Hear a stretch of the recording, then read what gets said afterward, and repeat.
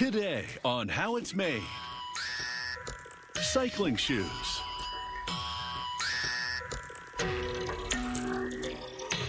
Yurts. Marine plywood. And oil and encaustic paint.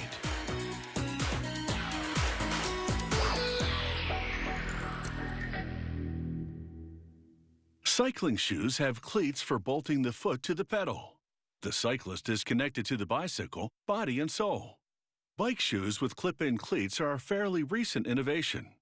The first versions appeared in France in the 1980s and were modeled after alpine ski bindings. Avid cyclists are very attached to their bicycles through special shoes that clip to the pedals. Cycling shoes transfer power from the foot to the pedal more efficiently than ordinary shoes. To start, an overhead press drives cookie-cutter shapes called dies through layers of fabric to punch out shoe parts. They use breathable nylon mesh for these upper pieces and synthetic leather for parts like the shoe toe box. Synthetic leather is rigid, waterproof, and lightweight. It takes 18 pieces of fabric to make one cycling shoe. This assembler pieces together the upper mesh parts and stitches on synthetic leather trim.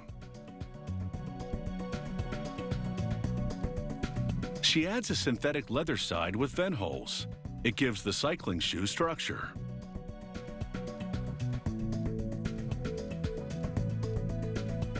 With one half of the cycling shoe now complete, it's ready for the other half. She joins it to the other half at the toe end using high-density nylon thread. The next part is the heel cup. It's a piece of molded polyurethane that adds strength and form to the back of the cycling shoe. She stitches on trim and joins the heel cup to the rest of the cycling shoe. Next, using super strong Kevlar thread, she sews the toe box and tongue to the cycling shoe assembly. The configuration leaves open areas for mesh fence at the front of the shoe.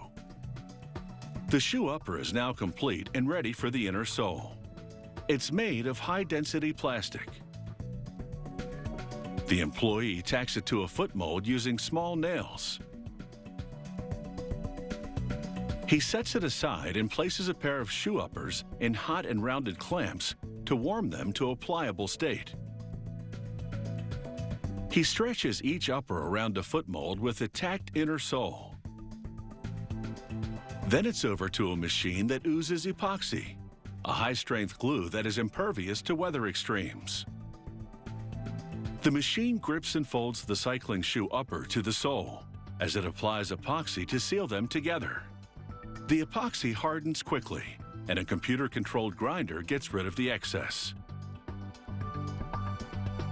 Now, a spinning brush applies a different epoxy that will need heat to activate it. At the next station, a worker applies a release agent to a mold. He inserts a piece of carbon fiber, a high-tech composite material. He adds nylon for texture. He flips the upper part of the mold, and the two parts come together like a waffle iron. Inside, the layers melt into one and then cool, creating a tough and lightweight outer sole. They punch out vent holes and trim the edges of the sole. They paint designs onto it and add a non-slip clear coat.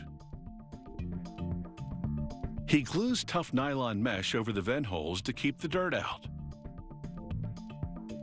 He tapes the cleat mount onto it. It will be more securely installed for the individual cyclist at the bike shop. And after an application of epoxy, it's into the oven. At the same time, he heats the glue-covered outer sole in another oven. The heat activates the epoxy. It's time to join the outer sole and the shoe upper. He carefully aligns them and presses them together. He then sets the shoe on a cradle, and hydraulic pushers apply pressure as the glue sets.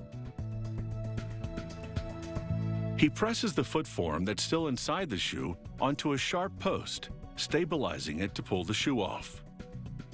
The next employee installs a cable closure device that acts like a shoelace but doesn't become tangled. She adds a ratchet-style plastic buckle. Crafted by hand using high-tech materials, it's taken about an hour to make these cycling shoes. And now they're ready for a spin.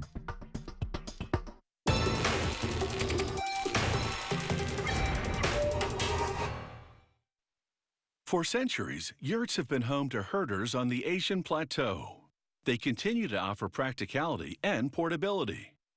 Today, yurts used as second homes or studio spaces offer durability, comfort, and a barely detectable footprint. This is the engineered, modern version of the ancient nomadic structure. Compression and tension together form freestanding yurts that today feature all the modern conveniences, including kitchens, dining areas, and lofts. The vinyl polymer roof is gradually shaped into a cone. A worker folds the polymer, laying two edges beside each other on top of a Formica board. Using a hot air welder, he melts the two edges together. A vinyl laminate valance is heat welded to the bottom perimeter of the roof, creating a watertight connection. Together, the workers pull the entire bottom perimeter of the roof through the heat welder. In the woodworking area, a worker drills a hole in a roof rafter. With a router, he cuts a notch that will eventually fit over a support cable. Workers spray an oil finish onto the tooled rafters for aesthetics and added weatherproofing. To keep the rafter from slipping off its cable, a worker screws a keeper bolt into a brass thread in the hole.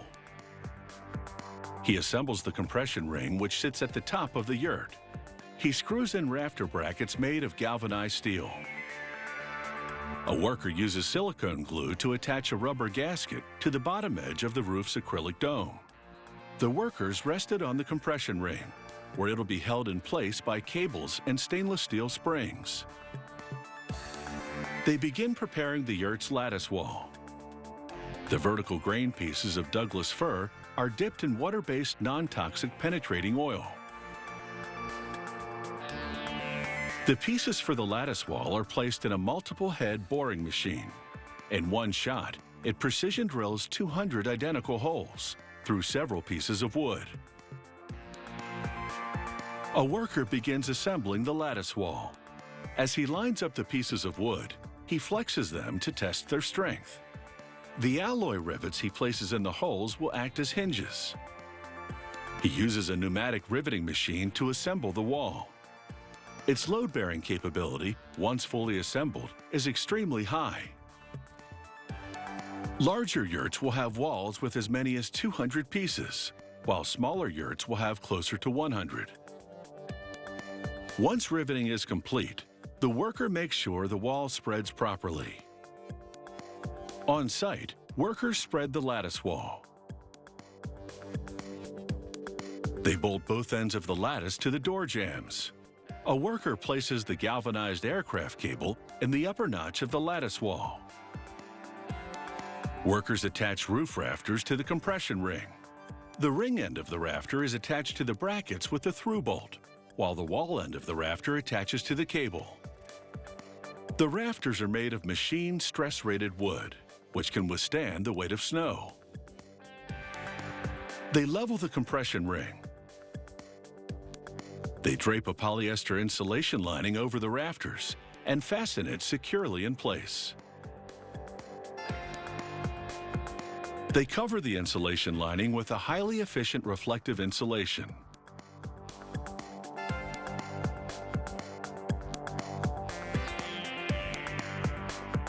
Using fiberglass reinforced aluminum tape, they seal the seam. The foil insulation rests between the lining underneath and the exterior roof. The workers now roll the vinyl laminate exterior wall around the sides of the yurt. The exterior wall is securely laced into grommets along the bottom edge of the roof valance.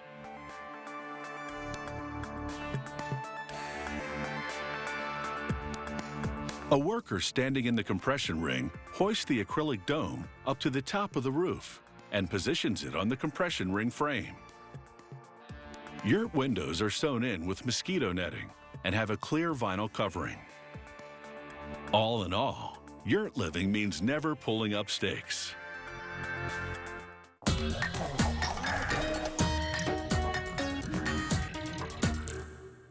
Marine plywood is used in the construction of docks and boats. You can't use standard plywood in such wet environments.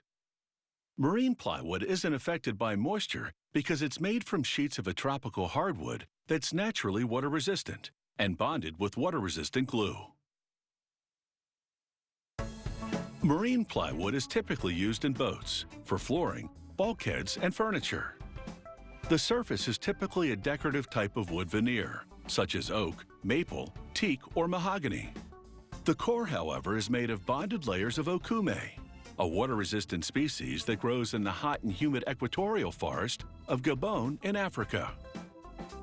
When the okume logs arrive at the factory, an automated chainsaw cuts half the shipment into pieces, measuring the length of a finished panel of plywood, and the other half into pieces measuring the width of a finished panel. This produces logs with the grain running in one direction, as well as logs with the grain running in the opposite direction. This is critical because when they construct the plywood, they'll crisscross grain directions to add strength. Next, the logs go through a series of rotary blades that progressively shave off the bark. The now barkless logs enter the rotary peeling machine. It works like a giant pencil sharpener, shaving off a continuous thin sheet called a ply, hence the term plywood. The ply is between 1/100th and 1/10th of an inch thick, depending on its position in the finished panel. Blades on both sides trim the ply, producing neat, straight edges. Then the machine rolls up the ply. The next machine unwinds the continuous ply and slices it into separate plies. If the log that produced this roll was one of those cut to the 8-foot length of a finished plywood panel, then this machine makes a cut every 4 feet, the width of the finished panel, and vice versa. This thickness of plywood has a 5-ply core. 3 of the plies remain dry, while 2 go through this machine, which rolls strong, water-resistant glue simultaneously on both sides. Now, assembly begins. Alternating grain directions, the first ply is a dry one, the second a glued one. The bottom of it sticks to the ply underneath, the top to the dry third ply that goes over it. The next ply, the fourth, is a glued one.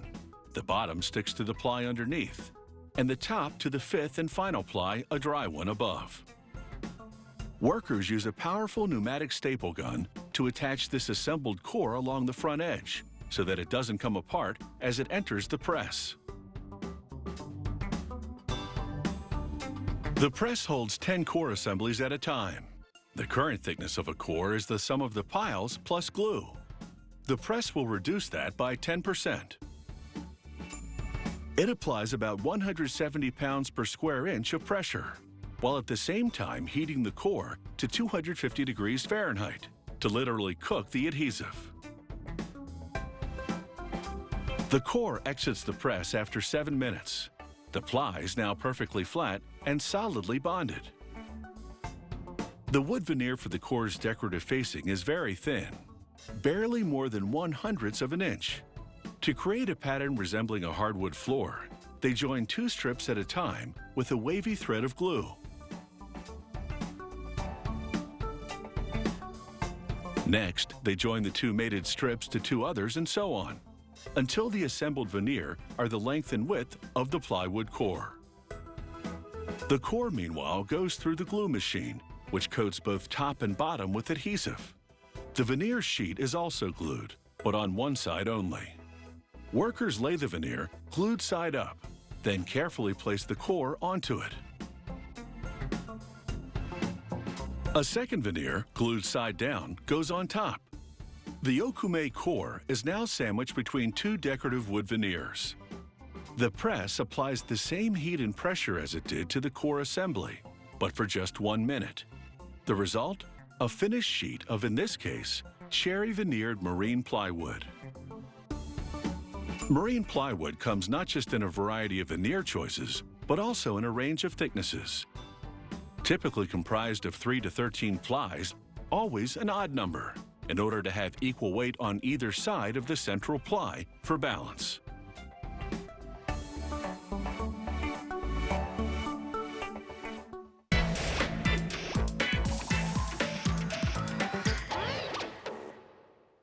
There are many types of paints at an artist's disposal, each producing a very different effect. Oil paint is opaque and rich, and caustic paint, being waxed-based, has a unique texture that the artist can shape, then reheat and reshape in countless creative ways. Oil paint comes in liquid form and stick form. With either, the artist can combine it with other products to modify the consistency. Being oil-based, the paint takes a couple of days to dry, so there's lots of times to work with it. However, once the coat is dry, it can't be reworked. Encaustic paint, by contrast, is wax-based, so the artist must melt it while applying it. Because wax cools and hardens so quickly, encaustic paint has a short working time. However, the artist can reheat it and work it some more. The main ingredient in encaustic paint is white beeswax. To that, they add carnauba wax, which comes from the leaves of the carnauba palm tree. Carnauba wax is quite fragile, which is why they strengthen it with beeswax. They melt them in a microwave oven on convection mode. Next, they add damer resin, which comes from trees native to Southeast Asia. They grind the chunks of resin into powder in a coffee grinder, then mix it into the molten waxes. The resin will act as a solidifying agent, as well as make the paint glossy.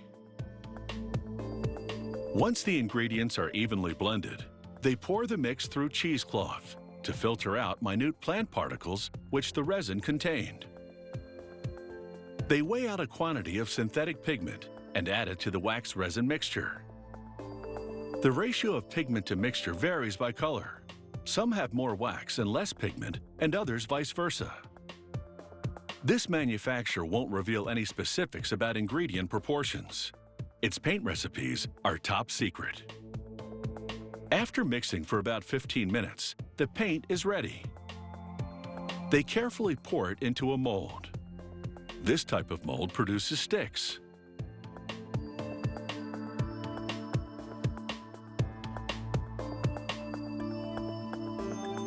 The paint hardens in just a few minutes. They scrape off the excess and melt it back to liquid to cast the next batch of sticks. Then they unscrew the mold and pry it apart.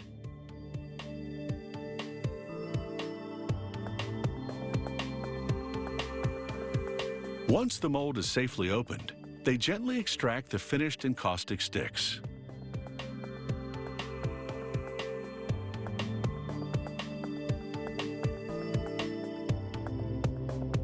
They wear gloves because the sticks are still a bit hot and can stain their hands.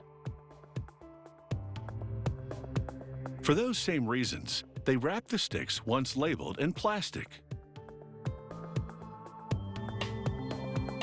This manufacturer also produces handmade encaustic paint in another format, rectangular blocks. The process is identical.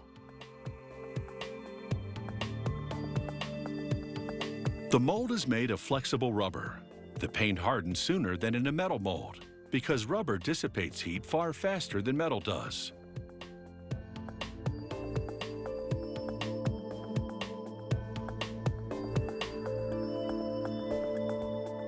Workers don't need to wear gloves when extracting the blocks because the paint is already cool and therefore won't stain their hands.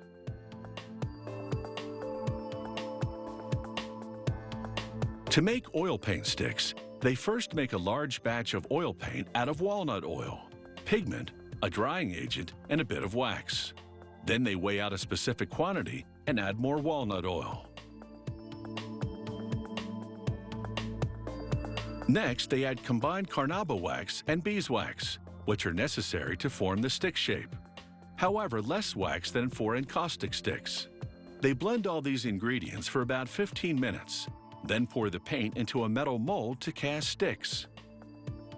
Every batch of oil sticks undergoes drying tests to ensure the paint dries within 2 days after being applied to paper. Encaustic is the more durable of these two types of paints because it contains a larger percentage of beeswax, which is resistant to moisture. An encaustic painting, therefore, doesn't have to be varnished or put behind glass.